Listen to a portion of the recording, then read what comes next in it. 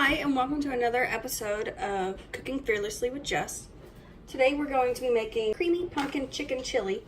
I got it off the internet. It looks like Wholesome Licious is the place I got it from. My husband decided to go to the store last night and asked me to make him a list of things that we needed. And I made him a list, but apparently not like a complete list. So we're missing jalapenos out of it. And I don't like poblano pepper. It says 2 cans of 2 cans. Well, I opened 1 can of Rotel, which is diced green tomatoes and green chilies. So I feel like that should be okay.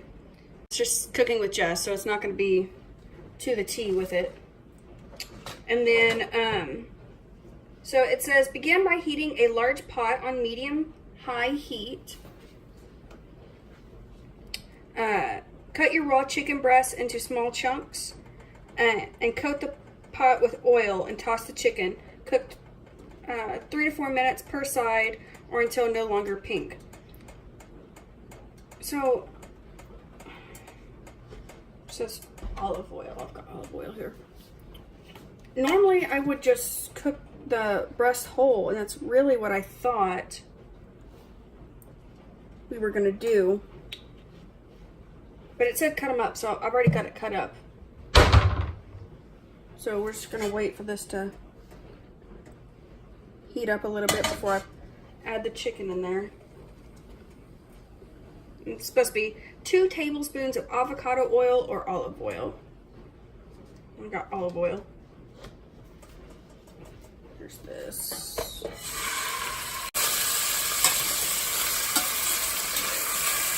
I'm gonna add a little bit of more oil.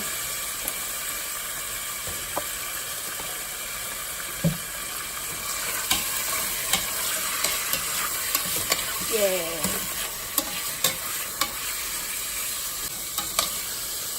I said small chunks. I feel like these are pretty medium, but I don't know. I feel like it would have been cool because when I read the recipe, when I printed off the recipe, I thought it was going to be like shredded chicken in the chili, and I was like, ooh, that sounds kind of good. But I don't think this is not going to be shredded chicken if I cut the breast. Keep oil in pot, add more if needed. Place onion in pot and cook for 3 to 4 minutes until fragrant. Well, add the peppers and cook until softened. Well, you don't have to do that. You know how people do time lapses and stuff of like, I don't know, like a sunset and things like that. I always think it'd be super cool to have a time lapse of just food in general when it's cooking. Just so that you can just like, I don't know, slow it down and just watch it change colors as it cooks.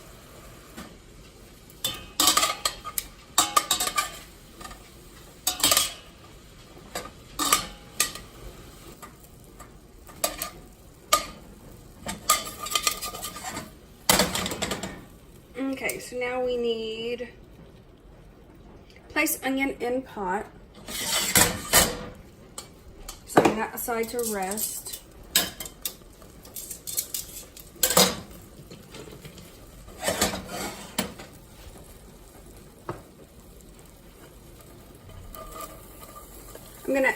It was pretty juicy before, but I see it starting to burn over here, so I'm gonna add a little bit more oil.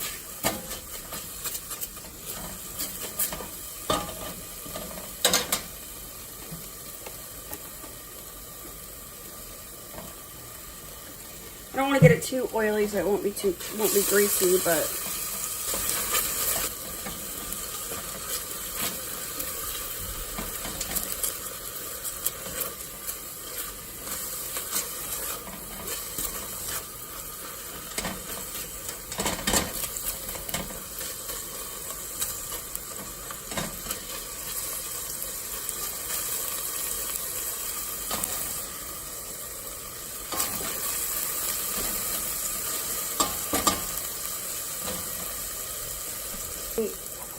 that's, believe it or not, that's one thing of garlic.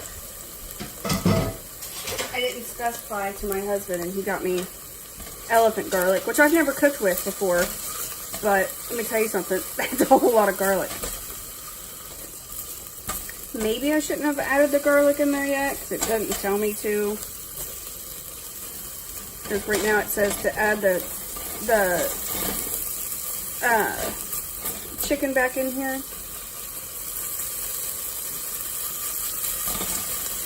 And I got impatient. I don't want to burn the garlic. Looks like it's burnt garlic starting right there. I'm gonna add the chicken back in here. The onions aren't exactly where I want them to be, but kind of messed up.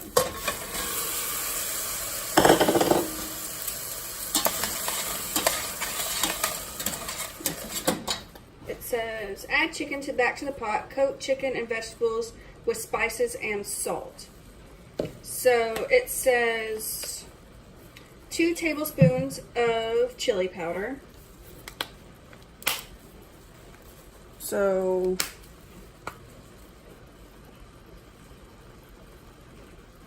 maybe like that much twice.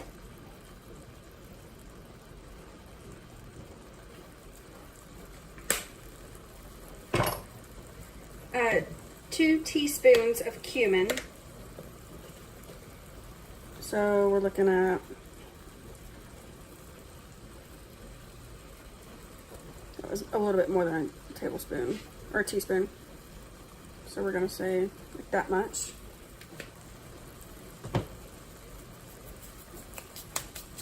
And then 1 teaspoon of sea salt.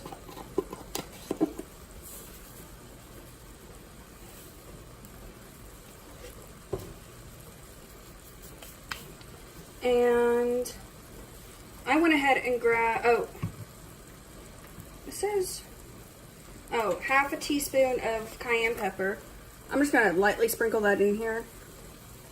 Well, kind of. I'm going to be cooking for my 6-year-old son, and he does not do heat very well. So I guess it's good that we didn't have the jalapenos in here. Mix that all up. And then, I don't know, I bought the smoked paprika. Why not use the smoked paprika?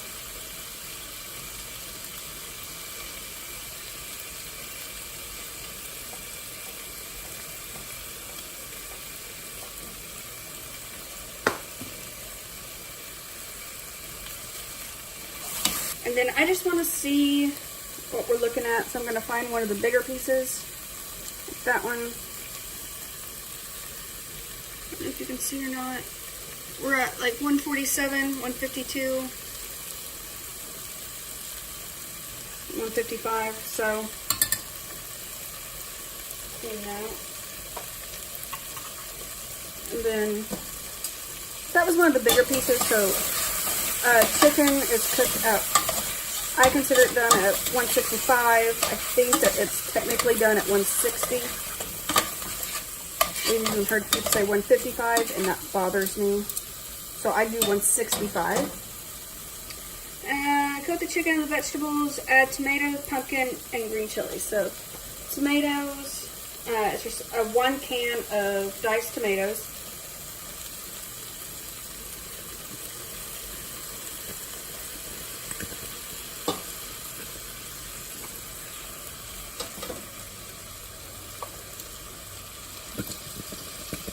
Yes, you can make fun of the openings of my cans, because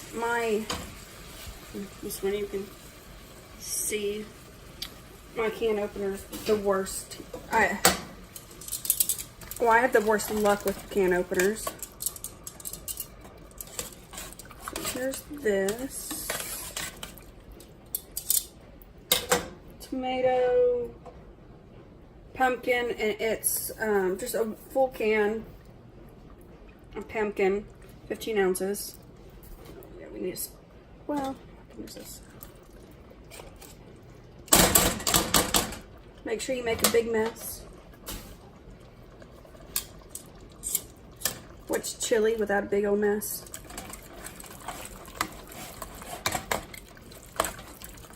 I don't know why I keep stirring it in between, but here I am. And then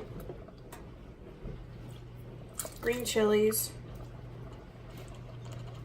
Well, diced tomatoes and green chilies, so extra tomatoey. So 1 cup. It says heat on medium-high heat, stirring for a few minutes to let the flavors mix well. And then, so I'm just going to let this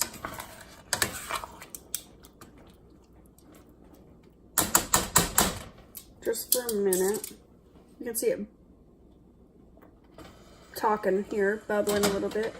And then it wants, here, this is a good one to look at. The world's best can opener. So then it says reduce the heat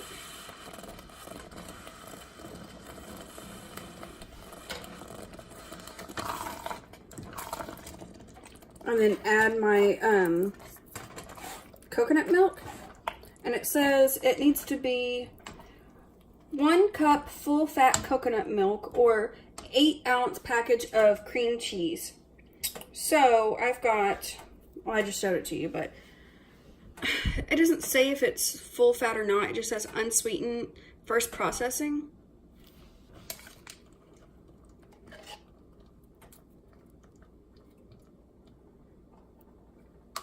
I may have made a mistake. I wonder. It was all hard coconut up at the top, and so I was like, oh.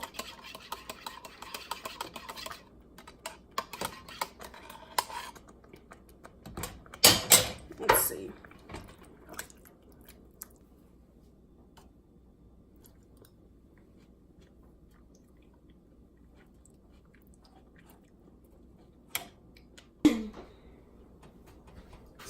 I'll tell you what, it needs something.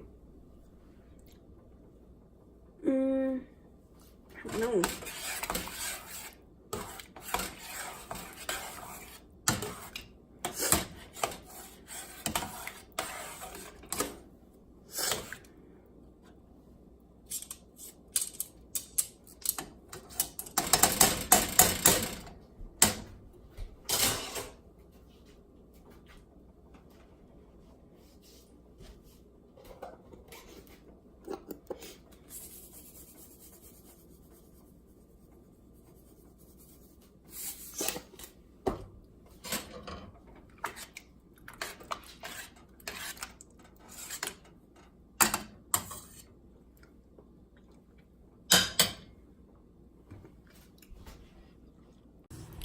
So I had invited my parents over when I made this chili so that they could try it.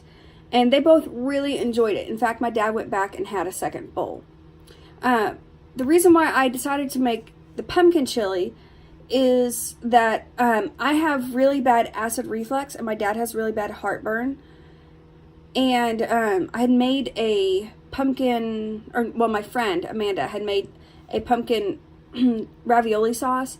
And it was perfect. I could have as much as I wanted, and I never got heartburn. And because instead of having tomatoes, it was pumpkin, and it was super good. So I had found this other recipe for pumpkin chili, and decided to make it. Like I said, my dad and my mom both really enjoyed it, but it wasn't my cup of tea. I kept thinking that there was something more it needed. I added some more salt in it at the end of the video, like you had seen. And later on, because I let that simmer, hoping that maybe the juices just needed to get better incorporated or marinate a little bit on the stove. And so while we were waiting on my dad to get off, we just let it simmer on the stove. Well, I ended up adding some plain Greek yogurt. I have recorded this like 3 times, and each time I could not remember plain Greek yogurt. But I added some plain Greek yogurt. And you can add some sour cream. That would work too. I just had some plain Greek yogurt on hand. And I don't know. I almost prefer it. I added that, and it helped a little bit. I think that next time I will make sure that I have jalapenos, because I do think that my grandma would enjoy this. I think this is something that would be right up her alley, and I'd have to make it for her one time. And I had intended on bringing her some of the leftovers so she could try it, but it just never ended up happening. But you guys are more than welcome to, I mean, it's not even my recipe, but go ahead and try. I'll link it down below, so that you guys can see, because I didn't really go over too well the things that I was putting in there. You might add some shredded cheese. I looked up and there's shredded cheese on my computer screen. That might be okay too. That might help it. But well, anyway, you guys have a great day, and thank you so much for watching.